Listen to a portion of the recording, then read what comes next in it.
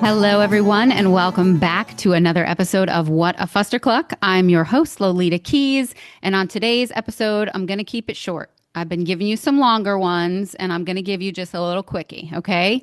I'm going to try to keep this one under 30 minutes. I might even challenge myself to keep it under 20 minutes, which is difficult for me because if you haven't realized by now, I'm a bit of a talker. So, on today's episode, I want to talk about just starting. I want to say just do it, but I don't want to steal the Nike logo. So I'm going to say just start it. So clearly, I was about to say I am no expert, but I'm not going to beat myself up. And I'm going to say I actually am a bit of an expert on saying you're going to do something and then actually doing it. With the exception of starting a podcast, which I've already told you on an earlier episode that I did start a podcast back when my second child was still just an infant, only a few months old.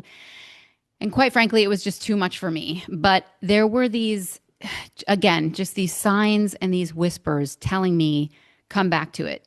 Do the podcast, Lauren. Launch the podcast. So let me start with that, because you've heard me introduce myself as Lauren. And then you've heard me introduce myself as Lolita Keys. So let me explain that, and then I'll give you my tips for just start the damn thing. Start the damn thing, whatever it is. So why the Lolita Keys? Okay. When you're about to put yourself on camera and do a podcast that could potentially reach, I'm going to be modest and say hundreds of people, but I'm also going to think big and say thousands of people could one day see this podcast. And when you're about to sit down and release something to the United States, because that's my market right now, you really kind of go through all the motions of how can I position myself? How can I best market myself? And although I definitely consider myself a bit of an extrovert, if not a lot of an extrovert, but I do have some intro in there too, right? So I would say I'm like 75% extro, 25% introvert. And I have many nicknames, but one of my favorites was always Lola, which grew into Lolita. And I'll spare you that story because I promised you I would keep this episode a little bit shorter. But it was always one of my favorites. I had this other horrible nickname when I was growing up that my parents gave me and is the result of my ridiculous older sister who just loved to torment me. And I'm sure I'm going to get a lot of, this is how I'm going to know who's listening to this episode that I actually know. So my original nickname from when I was a little girl was Meeser. Okay, Meeser. I won't go into why. I'll just leave you with that. I just remember being utterly humiliated, being in middle school or even high school for that matter, and my parents literally yelling out, Meeser, or like family members I would see out and about actually saying Meeser out loud, and it drove me crazy. So Lola was one of my favorites. I grew up next door to a woman named Lola. Her kids and I played together all throughout our lives. I really always just kind of had an adoration for her. She was a total badass woman and unapologetic. And her name was Lola. And she just had this like sassy side, and she was a really strong lady. And I just admired that. And then later, I would say like well into my teenage years, maybe even like late teen, young adulthood, a guy who I actually had a crush on at the time, he nicknamed me Lola, and it stood for Lovely Lauren. So I thought that was really sweet. And then it spawned into Lolita, which I actually think my brothers originally started to call me. And why did I decide to go with Lolita Keys? So Keys actually comes from a portion of my husband's last name. Full disclosure, when my husband and I got married, I did not take his last name. And that's for many reasons, but mostly it's because I got married when I was already in my 30s. And I really felt like my name was just tied to my identity. My last name, which I won't say here, but eventually, obviously, it will be public knowledge. But my last name is an Italian last name, and it was very much tied to my identity. My husband's last name is much more like German, that area of Europe. Okay. And I actually am a little bit German myself. So I'm not, no shade to Germans, but I just really, I really identified and associated much more with the Italian heritage. And so I kept my last name because I felt like it was really part of who I was. And then I thought about hyphenating, but my last name is long enough. So I was like, no, I'm not going to do that. I'm just going to keep my last name. So Keys is just a shortened version, and it's my little way of giving my husband some accolade and using just a little bit of his last name. And Lolita was just sort of the side of me that was like, this is my alter ego. I'm going to go all out here. I'm going to do this thing. So if you catch me at a karaoke one night or if you see me on a dance floor somewhere, that's Lolita, right? That is totally the Lolita coming out of me that just, I don't care. It does not matter. You will not hold me down. You will not stop me. And then Lauren, that I was actually a really shy little girl, believe it or not. I was a really shy, afraid, anxious little girl. I wonder what my friends at the time would actually say about me or what they remember about me, because I think I might have done a pretty good job at hiding it, but I wouldn't necessarily like be the person to just randomly go up to someone and just make a friend when I was little. And maybe I was just more shy and like in touch with my feelings when I was at home. I wrote a lot of poetry. I used to love to draw these really whimsical drawings. And I was just sort of this shy, again, anxiety ridden little girl, but also, really kind of magical, right? And I don't know that that girl would have grown up to do this podcast or any podcast for that matter. So, for those of you who are wondering, that's where the name comes from. And I will use both of them interchangeably. So, obviously, my government name is Lauren, and my pseudo name, my inner girl name is Lolita Keys. So, just start. This podcast is something I wanted to do for a long time and finally did it. And I am so thankful I did it. And I want to talk about the better published than perfect, which I've also said before. But it is true. You can get so caught up in the minutia of perfect, which leads me to my next point. There are people out there who can just totally rip off the Band-Aid and do anything all in at any given moment. And then there are people who really just need to take things step by step. I would say that this applies to everything in life: a new exciting venture, a project, something you've always wanted to do and just never thought you could or didn't know where to start or what to do. And it could also apply in relationships, jobs, even healthcare, okay? Getting yourself healthier. I think some people look, especially now with social media, it's very easy to get down on yourself and feel like everyone else has more than you, has a better life than you, looks better than you, is healthier than you, whatever. So many different things, has more than you. I'm guilty of this too, right? It's the trap of comparison, which is a complete mental health killer. So for those people who need to take things step by step, let me offer you this advice and what has really helped me. Number one, think about your goal. It sounds ridiculous, but thinking about it, writing it down is really a first important step. Okay. If you can do that, you sort of start to own it right then and there. Now, maybe you're somebody who's into manifesting, which I completely am. Okay. I grew up Catholic, went to Sunday school, went to church almost every Sunday, did my baptism, my communion, my confirmation, even went to church all throughout my 20s when I was clubbing like a fiend in and out of New York City, hanging out with my friends, speed dating.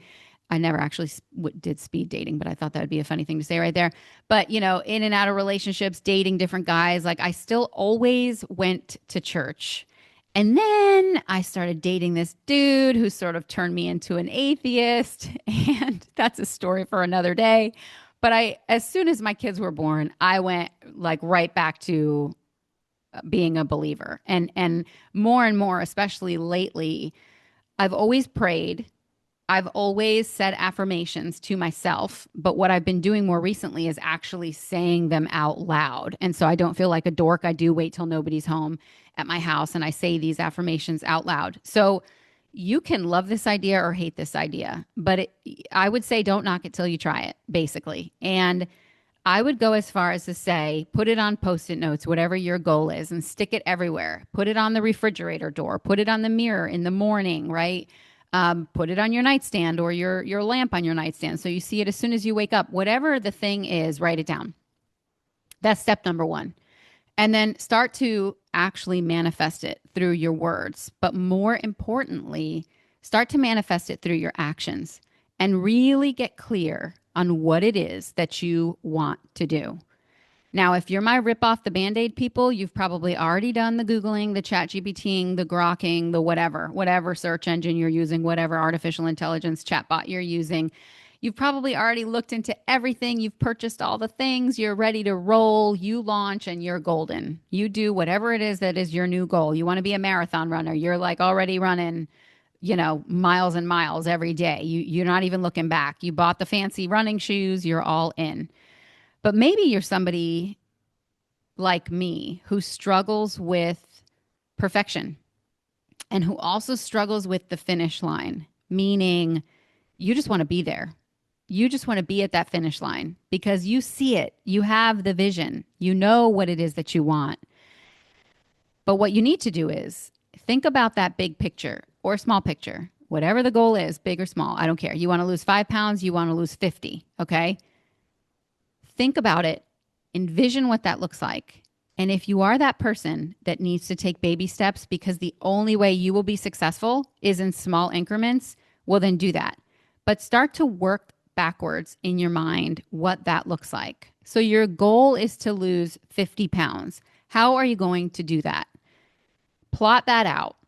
And then little by little, start to do that.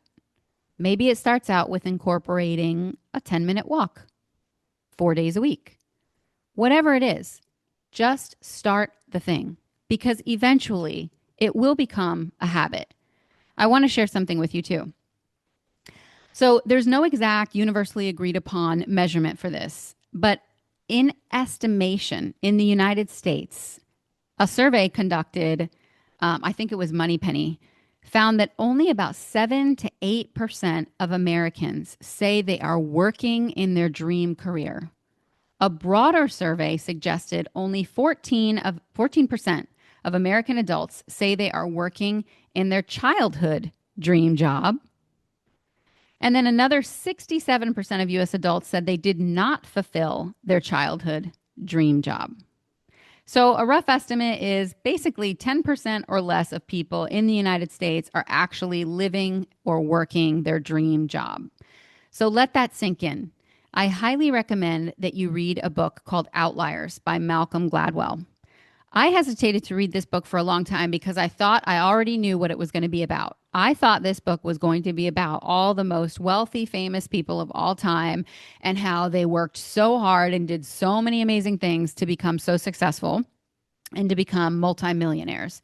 But then when I read the book, I was pleasantly surprised to find out that for many of the people that Malcolm Gladwell talks about in this book, that was not the case at all.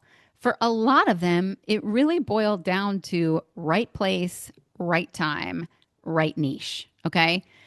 So don't beat yourself up if you are, young, old, middle-aged, whatever, and you haven't done something that really speaks to you or you haven't managed to be successful in reaching your goals. Read that book if you're a reader or listen to it on Audible and really get an idea of, look, this is not easy. It's not easy to become a multimillionaire. I couldn't tell you how to do it because I'm not one. But I know that for me, it gave me a lot of peace knowing that, all right, it's not about something that I'm doing wrong. I'm not doing anything wrong. Now, maybe there's people out there and if you're really honest with yourself, you're in that victim mentality. You feel like your life should be so much better. You're constantly complaining, why are things so bad for me? But you get to a certain point in your life where you're a full-fledged adult and you're completely responsible for your own decisions. And you have to be really real with yourself and start to maybe reframe things and ask yourself, what could I have done better instead of pointing the finger at other people or blaming everything under the sun? And I did this for a long time. I blamed my childhood on a lot of things. In fact, I probably still could. But at some point, it's got to just be about, am I going to do this? Am I going to get this thing done? And so for this little short episode of What a Fuster Cluck, I would say read the book Outliers by Malcolm Gladwell. Really understand that the amount of millionaires and billionaires It's like nothing compared to the grand scheme of the mass population. But we are all capable of small goals, even big goals. It's just a matter of how do you start? Where do you start? So write it down, put it everywhere, manifest it, ask for it, talk about how you're going to get it, plot it out from biggest to smallest. I want to make $1 million by the time I'm 30. Okay, how are you going to do that? And work backwards and then just start somewhere. Think about better published than perfect. Think about the 80-20 rule. 80% good, 20% still needs improvement. Look for mentors. Find people that are doing the thing that you want to do or have done the thing that you want to do. Maybe this is a famous person and you can't get in touch with them. Okay, read their books, follow them on social media, figure out why, how did this happen? Do your research and then try to emulate that. But before you do that, I would also caution you that before you go out trying to be like somebody else, remember you are you. You're never going to be Kobe Bryant. You're never going to be Beyonce. Like they are them. You are you. So just be careful when you're getting all caught up in the person that you want to be like to remember that you bring some other unique thing to whatever it is that you're trying to do and think about what that is. For me, I actually was asking people, like, what the hell am I good at? I can't make anything, or at least I feel like I can't make anything. Don't ask me about my experiments. Gardening, it is like the most difficult thing in the world. I so appreciate our farmers. But you know, I'm not. I don't love cooking. When I do cook, I feel like I do an okay job. You know, I have some tried and true recipes, but I don't have this love for cooking. But I do love to feed my family. That feels really good. But I don't want to write a cookbook. I don't want to be a cook. You know, I can't sew. I can't make clothes. I can't draw for nothing. I'm a okay writer. I'm a pretty good writer, I would say. I probably could write, but I don't really love to read. So why am I going to write when it's not something I really love to do? So this this is my thing. Talking to people, having conversations, learning, sharing, and helping throughout that sharing is my biggest thing. So I'm going to stop there. We're going to keep this one just real short. I don't even know how long I've been recording, but I'm assuming it's under 30 minutes. And again, just start. If you want to run some ideas by me, you have some questions, feel free to reach out. What a Fuster Cluck, LK@gmail.com. Follow me on Instagram, on Twitter, on Facebook.